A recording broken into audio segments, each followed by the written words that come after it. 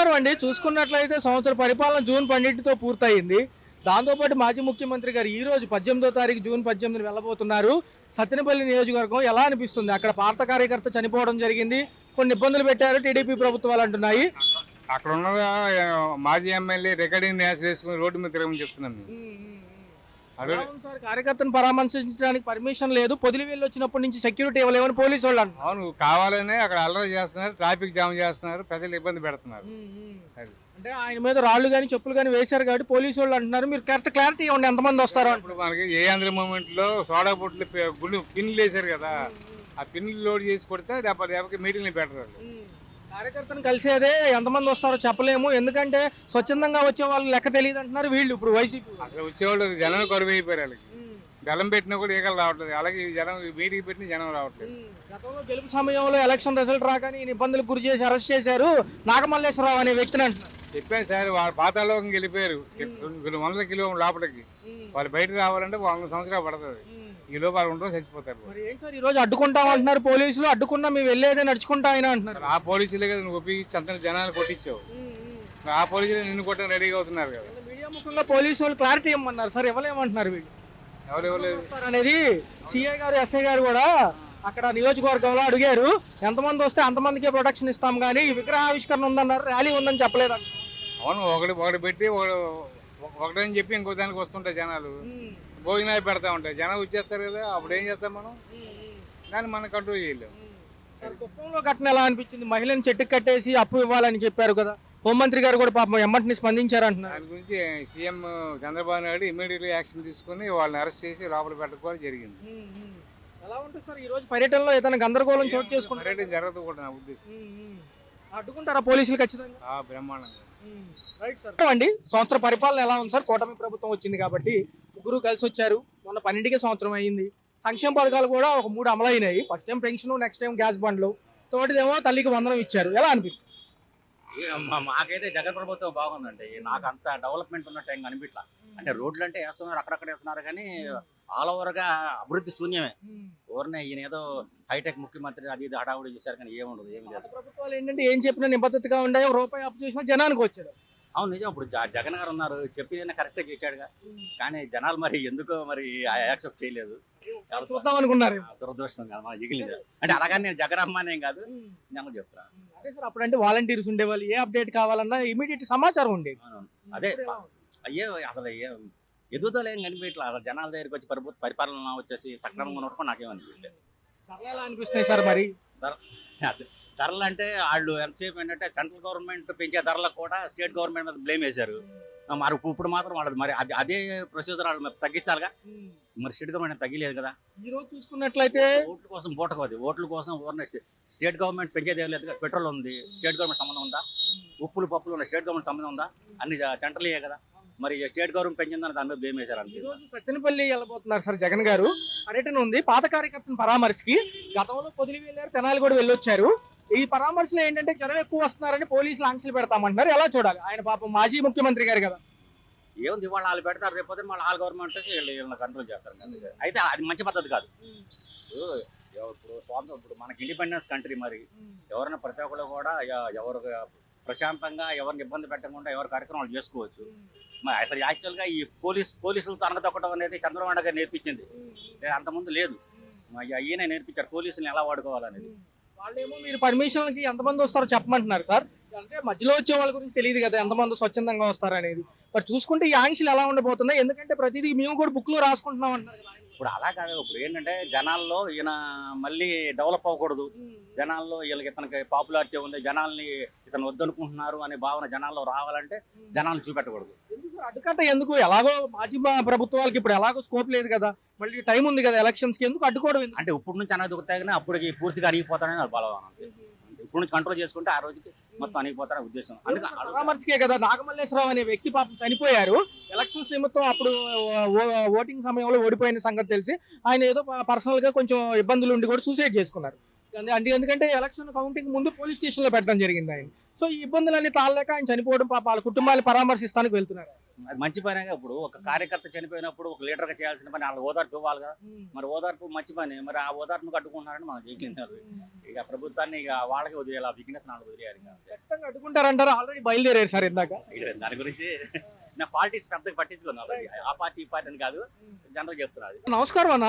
చూసుకున్నట్లయితే ఎలా ఉంది సంవత్సర పరిపాలన? ఈరోజు జగన్మోహన్ రెడ్డి గారు సత్తెనపల్లి నియోజకవర్గంలో పర్యటనకి వెళ్ళబోతున్నారు. వాళ్ళ కార్యకర్త గత ఎలక్షన్స్ లో ఓడిపోయిన కారణంగా పోలీసులు ఇబ్బంది పెట్టిన కారణంగా కానీ సూసైడ్ చేసుకున్నారు. పరామర్శకు వెళ్ళి రాబోవడానికి ఆంక్షలు పెట్టారు పోలీసులు. ఎందుకంటారు? ఈ వెంటపాళ్ళు గ్రామంలో ఆయన చనిపోవడం అనేది పాపం అప్పట్లో బాగా కలవరపరిచింది. మరి ఎలా చూడాలి సార్? ఆ రోజున జరిగిన ఘటన నిజంగా ఎలక్షన్ అయిపోయిన తర్వాత అతను మేమైతే మేము ఫోన్ ద్వారా చూసాం. మేము అక్కడ ఏం జరిగిందో నాకైతే క్లారిటీగా తెలియదు నాకు కూడా. అయితే ఆ ఫోన్లో చూసినప్పుడు మాత్రం అతన్ని పోలీసు వాళ్ళు వేధించారని చెప్పేసి, ఆయన ఇలా చనిపోయారని చెప్పేసి మొన్న వాళ్ళ నాన్నగారు కూడా ఒక వీడియో తీశారు. వీడియో మాకు పంపించారు. మేము చూసాం ఆ వీడియో మొత్తం క్లియర్ కట్గా ఏం జరిగింది. అయితే ఆ తర్వాత ఇప్పుడు జగన్మోహన్ రెడ్డి గారు ఇప్పుడు ఆయన పర్యటన అని చెప్పేసి ఆయన బయలుదేరినప్పుడు అయితే వీళ్ళు ఎందుకని ఆంక్షలు పెట్టారన్నది ఇప్పటిదాకా మాకు తెలియదు. అయితే ఆంక్షలు పెట్టడం వలన వాళ్ళకే నష్టం. ఎందుకంటే జగన్మోహన్ రెడ్డి ఆయన పర్యటన ఆయన చేసుకుంటాడు, ఆయన వదిలేస్తేనే మంచిది. వీళ్ళు ఇలా ఆంక్షలు పెట్టుకోవడం వలన జనాల మధ్యలో ఇంకా చర్చ ఎక్కువ మొదలైద్ది. ఇంకా ఎందుకని అని చెప్పేసి ఆ మొదలవటం వలన టీడీపీకే నష్టం తప్ప లాభం అయితే ఏమీ లేదు. ఇంకోటి ఏంటంటే వీళ్ళు ఎందుకు భయపడుతున్నారు అంటే, మొన్న జరిగిన తెనాలి ఈ మీటింగ్లో కానీ అక్కడ జనాభాను కానీ మొన్న ఇక్కడ ఏదంటే ప్రాంతం అది పొదిలి ప్రాంతంలో ఉన్నదైతే 40,000 మంది, కానీ వచ్చింది 40 లక్ష మంది అంటే వచ్చింది. ఇది చూసి ఏమన్నా ప్రభుత్వం భయపడుతుందా అని నాకు వచ్చిన అలాగా. ఎందుకు భయపడుతుంది? వదిలేస్తే జగన్ పని జగన్ చేసుకుంటాడు, ఎవరి పని వాళ్ళు చేసుకుంటారు. అయినా మీకు భయం ఎందుకు? మీకు బలగం ఉంది. 164 సీట్లు మీకు వచ్చినాయి. పవన్ కళ్యాణ్ అనేవాళ్ళు వ్యక్తి మీ పక్కనే ఉన్నాడు. మీకు మంచి సపోర్ట్ కూడా ఉంది. మీరు ఎందుకు భయపడుతున్నారు జగన్ కోసం? ఇది చూసుకున్నట్లయితే ఏదైతే అట్టహాసంగా ఈ యొక్క ప్రోగ్రామ్ను ముందే చెప్పినప్పటికీ కూడా సడన్గా ఆంక్షలు ఎందుకు? గతంలో పొదులకి లేని ఆంక్షలు, తెనాలికి లేని ఆంక్షలు ఇక్కడ ఎందుకు వచ్చాయి? ఎందుకు అడ్డుపడ్డం? ఎందుకు భయం వేస్తుందా? లేకపోతే ఏదన్నా కూటమి ప్రభుత్వానికి భయం పట్టుకుందా? సార్ భయం పట్టుకుందా అంటే నిజంగానే భయం పట్టుకుంది సార్. ఎందుకంటే ఇంత మెజార్టీ ఎలా వచ్చిందో అసలు వాళ్ళకే అర్థం కావట్లా, ఇక్కడ ప్రజలకే మాకే అర్థం కావట్లా. అసలు అంత మెజార్టీ ఎలా వచ్చింది అసలు ఏం అర్థం కావట్లా. ఎందుకంటే మీరు చూసినప్పటికైతే ఇక్కడ ఇంచిపేటలో క్రైస్తవులు ఎక్కువ, ముస్లింలు ఎక్కువ. అసలు ఇక్కడ సుజనా చౌదరి గారు అంత మెజార్టీ ఎలా వచ్చిందో మాకే అర్థం కావట్లా. అక్కడ చూస్తే కేతిరెడ్డి గారు ప్రతి 5 సంవత్సరాలకు ఒకసారి 5 సంవత్సరాల ప్రజల్లోనే తిరిగిన మనిషి ఆయన. కానీ అక్కడ ఆయన ఎలా ఓడిపడి అర్థం కావట్లా. ఇంత మెజార్టీ వీళ్ళకి రావటం కూడా ఒక క్వశ్చన్ మార్కే అందరికి, ఏపీ ప్రజలకి. ఉన్నట్లయితే పోలీసులు ఉన్న పలంగా నిన్న సాయంత్రం పుంజుకుని ఎస్ఐ గారు, అక్కడ సిఐ గారు నియోజకవర్గంలో పోలీసులందరూ కూడా రావడానికి వీల్లేదు అంటున్నారు. హెలికాప్టర్ ల్యాండింగ్ పర్మిషన్ ఇవ్వలేదు, వెహికల్స్లోనే రావాలి, వెహికల్స్లో ఎంతమంది ఉన్నారో చెప్పాలి, మీతో పాటు ఇంకెంతమంది వస్తున్నారు, దీనికి మానిటరింగ్ చేసే వాళ్ళు మీరే పెట్టుకోవాలంటున్నారు, వస్తే చట్టపరమైన చర్యలు ఉంటాయి అంటున్నారు. ఎలా చూడాలి ఈ అంశం? సార్ అసలు ఆయనకి భద్రత కల్పించమంటే భద్రత కల్పించట్లా. కొన్ని సంఘటనలు కూడా జరిగినాయి ఆల్రెడీ. ఆ హెలికాప్టర్ వచ్చినప్పుడు దాని మీద పట్టడం ప్రజలు ఇదంతా జరిగింది. అసలు ఇదంతా మానేసి ఇలా చేయటం అనేది కరెక్ట్ కాదు సార్. ఇది మాత్రం చాలా తప్పది. పొదిలి ఘటనలో కూడా చెప్పులు రాళ్ళు విసున్నోళ్ళ సంగతి ఏమైంది? ఇంతవరకు ఏమైనా తేల్చారా? ఏమైనా అదుపులో తీసుకున్నారా? క్లియర్ కట్గా అక్కడ ఏం జరిగింది అనేది అక్కడ కార్యకర్తలు మొత్తం వీడియోస్ ఫొటోస్ మొత్తం అందరికీ చూపించారు సార్. వీళ్ళు ఏమనుకుంటారంటే మనం ఏం చేసినా ఎవరు చూడలేదు, ఎవరు పట్టించుకోరు అని అనుకుంటున్నారు. కానీ ఇప్పుడున్న సమాజంలో ఏంటంటే ఫోన్, ప్రతి ఒక్కరి దగ్గర ఫోన్ ఉంది. ప్రతి ఒక్కరి దగ్గర ఇంతకుముందు అంటే మీడియా ఎక్కడో ఉండేది కాబట్టి వాళ్ళు ఏం చేసినా చాలామణి అయ్యేది. ఇప్పుడు ఏం జరుగుతుంది? ప్రతి ఒక్కరి దగ్గర ఫోన్ ఉండటం వలన ఎక్కడ ఏం జరిగినా చీమ చిటికన్నా సరే ప్రతిదీ మన ఫోన్లో వచ్చేస్తుంది. కాబట్టి ప్రతి ఒక్కరు గమనిస్తున్నారు, ప్రతి ఒక్కరు కూడా దాన్ని చూస్తున్నారు, ఫాలో అవుతున్నారు. సార్ ఇది మంచి ప్రభుత్వం అని స్టిక్కర్లు వేయించుకున్నారు, మరి ఇదేనా మంచి ప్రభుత్వం? సార్ దాని గురించే చెప్పాలి సార్. నాకు దాని గురించే మంచి ఇది వచ్చింది. వాళ్ళు మంచి స్టిక్కర్ అని, మంచి ప్రభుత్వం స్టిక్కర్ ఇస్తున్నారు సార్. సూపర్ బాగుంది.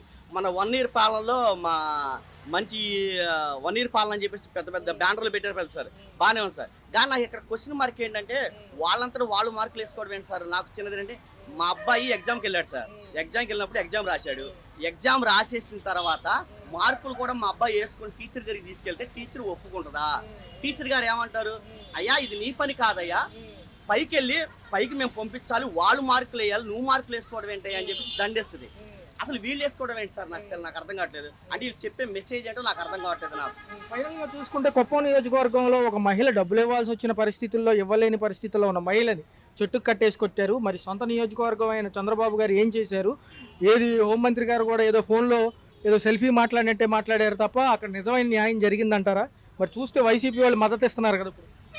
సార్ హోంమంత్రి గారికి అసలు వాస్తవంగా అయితే ఆమెకి అసలు అధికారం ఉందా లేదని మా డౌట్ సార్. ఎందుకంటే ఇలాంటి ఒక ఘటనే కాదు సార్, తిరుపతిలో జరిగింది, మన సింహాచలంలో జరిగింది, ఎన్నో ఘటనలు ఎక్కడో జరుగుతూనే ఉన్నాయి. కానీ హోంమంత్రి అనిత గారు అసలు ఆమె స్పందించడం కానీ, ఆమె మాట్లాడటం కానీ, ఆ మాట తీరు కానీ, అసలు ఆమెకు హోదా ఉందా లేకపోతే ఆమెకు అలా నుంచోబెట్టి హోదా వేరే వాళ్ళు తీసుకున్నారా అనేది మాకైతే అనిపిస్తుంది సార్. ఎందుకంటే ఎక్కడ కూడా క్లియర్ కట్గా స్పందించి ఆ కుటుంబాన్ని ఆదుకోవడం కానీ, ఆ కుటుంబాన్ని ఒక ఇదిగా చేయడం కానీ ఎక్కడా లేదు సార్. అది 4 ఏళ్ళే భవిష్యత్తు ఉంది, తర్వాత వచ్చేది మన ప్రభుత్వమే.